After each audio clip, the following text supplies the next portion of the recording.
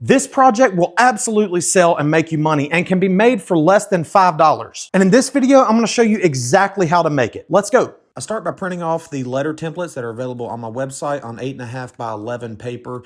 I then cut them down to size. I don't have to be exactly on the lines, but I do want the height to be pretty close to what it is and the width so that it can fit nicely on the fence picket board. I then put a fence picket down, spray some adhesive on there, and then apply the paper lettering. And then I use this little veneer roller here to roll everything into place just to get the adhesive to stick a little bit better. Next, I head over to the bandsaw. I do some rough cuts, and then I do some fine cuts. And if you take your time and go slow with the blade, you could probably get a lot closer to those lines on the template than you probably realize. The closer you get, the less sanding. And in fact, I was able to get close enough where I didn't have to sand at all. Next, I need to cut out the center part of the O. So I'm gonna drill a hole right here and then use a jigsaw blade to cut out the center. So I chuck up a Forstner bit, drill out a hole that is big enough to fit my jigsaw blade, and then use the jigsaw blade here to cut out the center of the O. Next, I'm going to remove all the paper from the lettering before the adhesive gets super dry and super tacky. Then I cut down some 1-inch wide strips of the fence picket at the table saw. These will become the backer support pieces to hold all the letters together. I then lay out these pieces to see how wide they need to be.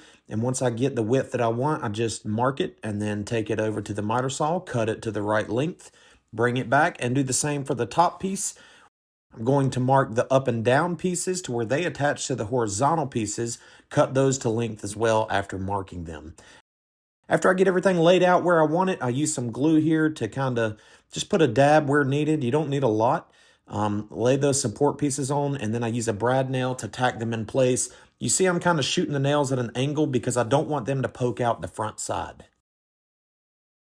After the top half is done, I repeat the same steps for the bottom half, driving in the nails a little bit at an angle after applying some glue. And then I use the vertical pieces to attach the whole thing together to make one solid contraption.